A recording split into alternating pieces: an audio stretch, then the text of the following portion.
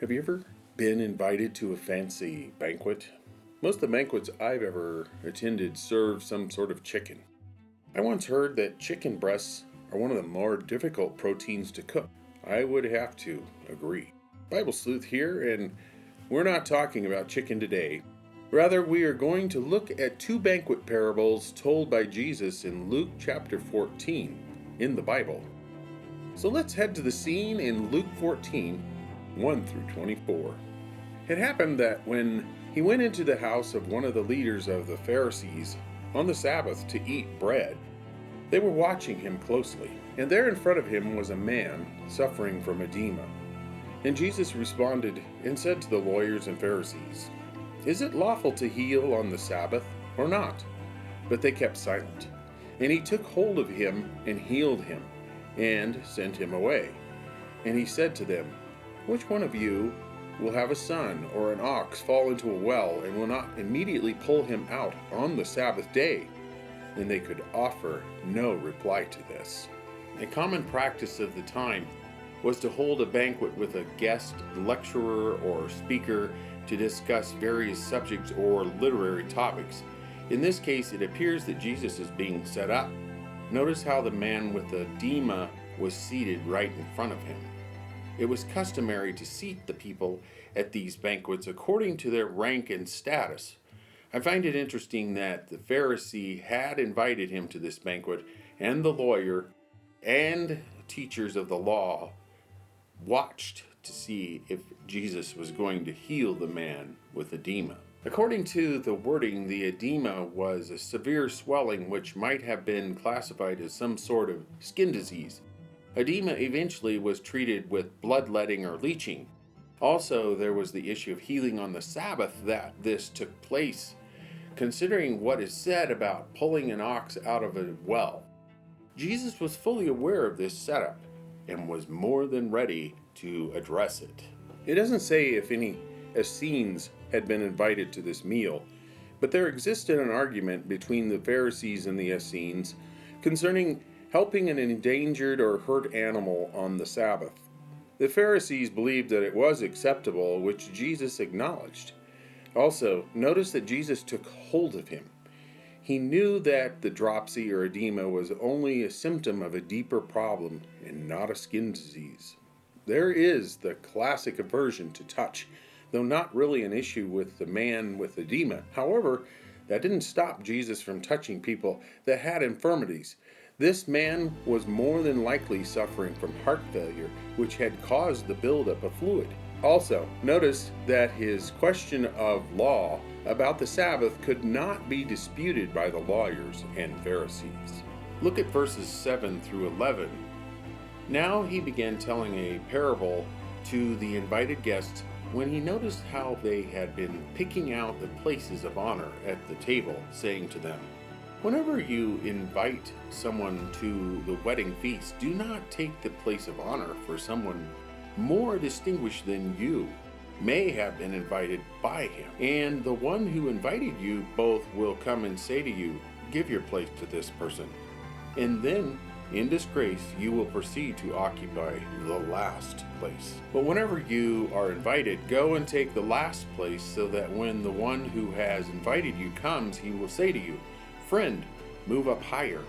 Then you will have honor in the sight of all who are dining at the table with you. For everyone who exalts himself will be humbled, and the one who humbles himself will be exalted." Look at these verses found in Proverbs 25, 6 through 7. "Do not boast in the presence of the king, and do not stand in the same place as great people. For it is better that it be said to you, 'Come up here,' than for you to be placed lower in the presence of the prince, whom your eyes have seen." So, was this man with edema a setup? I think it was possibly on both sides. Jesus set a tone that he was going to hit all the points that needed to be addressed. Isn't it interesting how often we find Jesus observing the behavior of people and then addressing issues concerning those behaviors? I think we get a bird's eye view into his ability to look into the heart of the individual and determine motives that dictate their actions. guess what? He's still looking into the hearts of people and determining the motives of our actions. I will admit the temptation to want to be acknowledged, especially when you feel excluded. Verse 11 is a repeat of a standard promise found in Isaiah 2:11 through 12. The proud look of humanity will be brought low, and the arrogance of people will be humbled. So Jesus sees that one who seems to be successful at everything and knows it. And the Lord alone will be exalted on that day, for the Lord of armies will have a day of reckoning against everyone who is arrogant and haughty, and against everyone who is lifted up, that he may be brought low. So the promise is that there is a day of reckoning for the haughty and proud coming.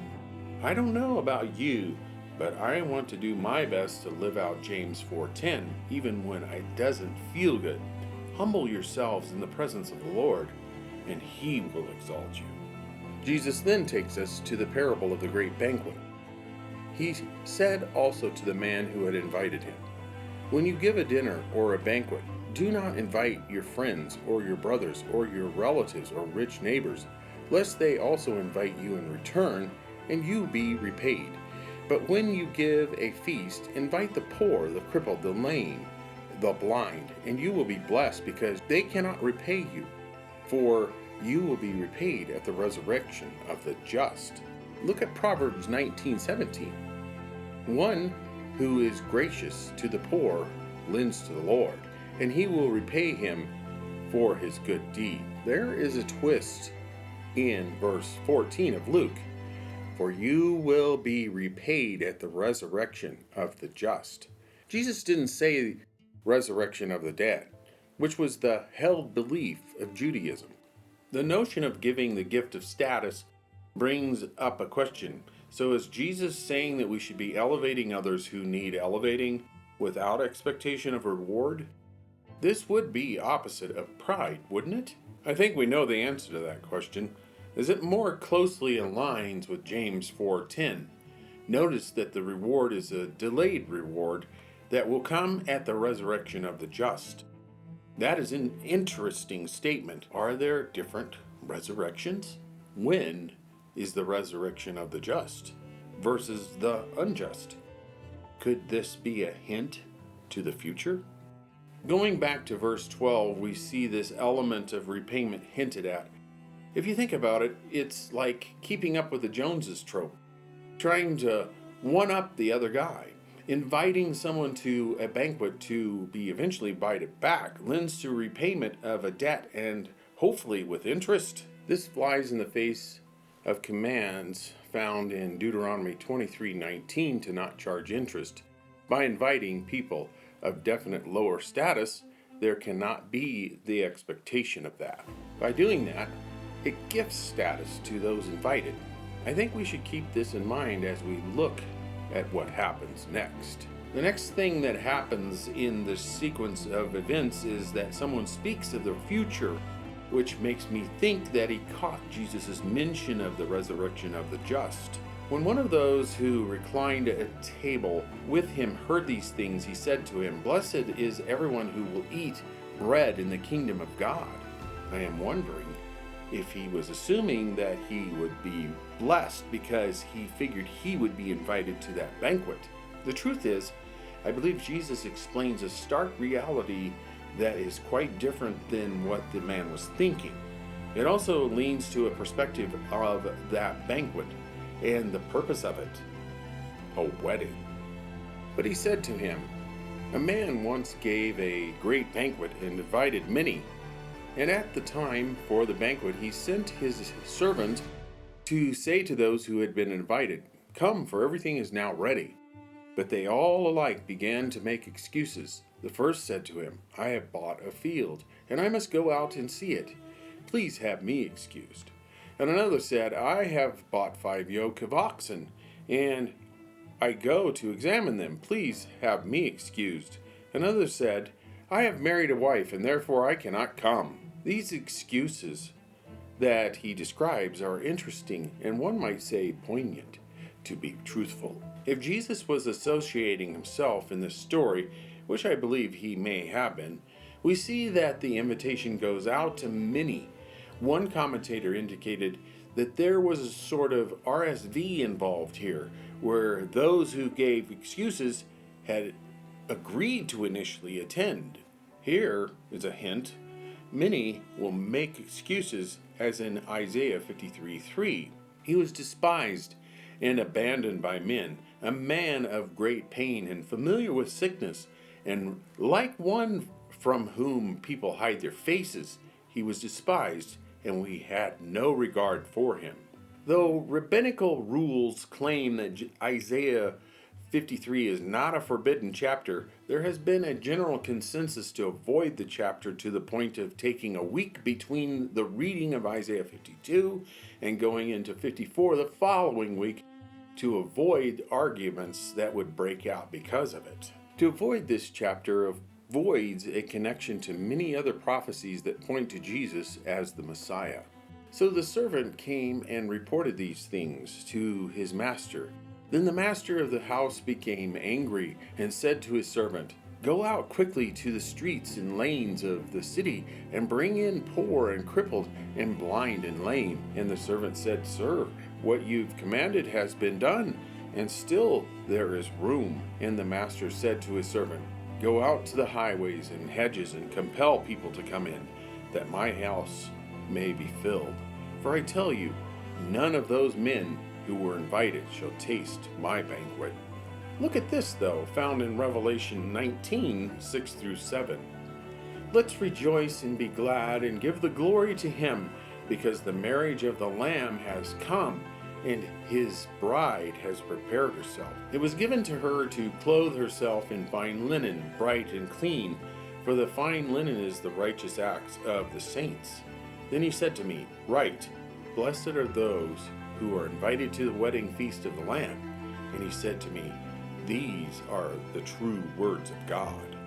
This event appears to take place prior to the return of Jesus, when he will set up his earthly kingdom where he will rule the nations with a rod of iron.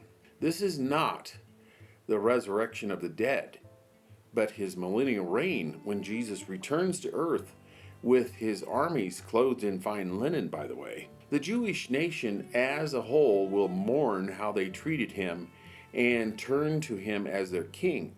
Many will die as a sacrifice because of their belief shift, yet it is quite possible that this turn to Jesus will also rock the world spiritually. I do want to point out the life events that were used as excuses and see if there is a connection to the purchase of a field, the purchase of oxen, and even a wedding. Interestingly, in Jeremiah 32, the weeping prophet was told to buy his uncle's field, knowing that the Chaldeans were going to lay waste of Jerusalem. God says to him, "Behold, Hanamel, the son of Shallum, your uncle is coming to you, saying, Buy for yourself my field which is at Anathoth, for you have the right of redemption to buy it." Then my uncle's son Hanamel came to me in the courtyard of the guard, in accordance with the word of the Lord, and said to me, "Buy my field, please, that is in Anathoth, which is in the land of Benjamin, for you have the right of possession, and the redemption is yours. Buy it for yourself." Then I knew that this was the word of the Lord. He buys the field, but was confused because he knew the area was going to become a wasteland. God explains in verses 37-44, "And I will bring them back to this place and have them live in safety. They shall be my people, and I will be their God. And I will give them one heart and one way, so that they will fear me always for their own good, for their good of their children after them.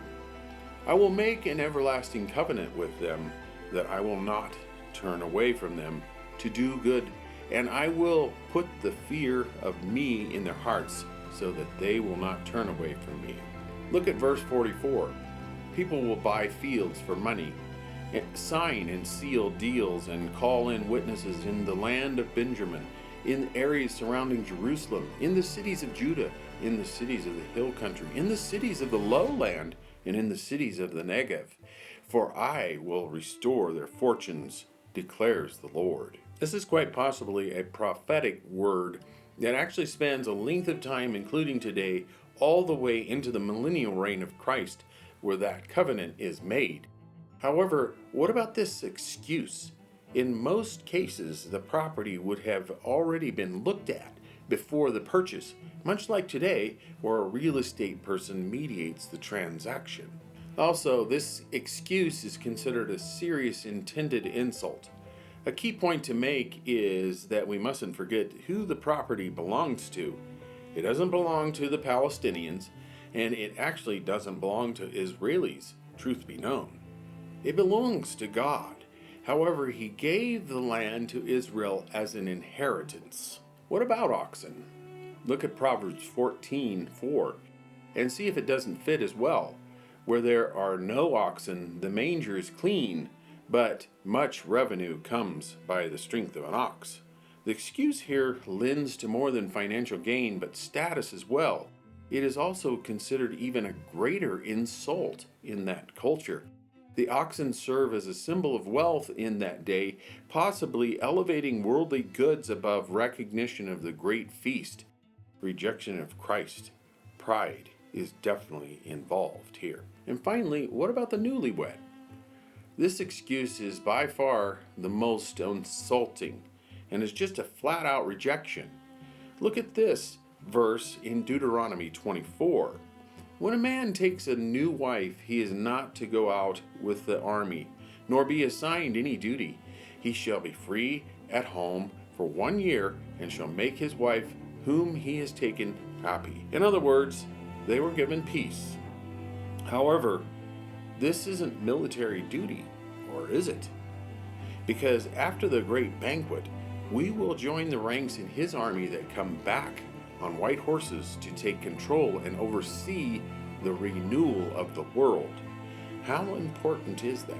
Well, a little later in Luke 14:26, Jesus will tell the crowds the following: If anyone comes to me and does not hate father and mother, wife and children, brothers and sisters, yes, even their own life, such a person cannot be my disciple. Are we to hate those people? No. But he is saying that even the intimate relationship of a marriage should not come before the relationship with Jesus. All of these excuses will not be excuses when Jesus is ruling the nations with a rod of iron. There will be peace and prosperity for Israel, who will never abandon the Lord again. But may I remind you of what Jesus said in Luke 14:24. For I tell you, none of those men who were invited shall taste my banquet. The banquet is different in Revelation 19. I don't know about you, but I want my name on that invitation to Jesus' soon coming banquet, where the just are resurrected to our new bodies, and we will be dressed in fine linen for the marriage supper of the Lamb.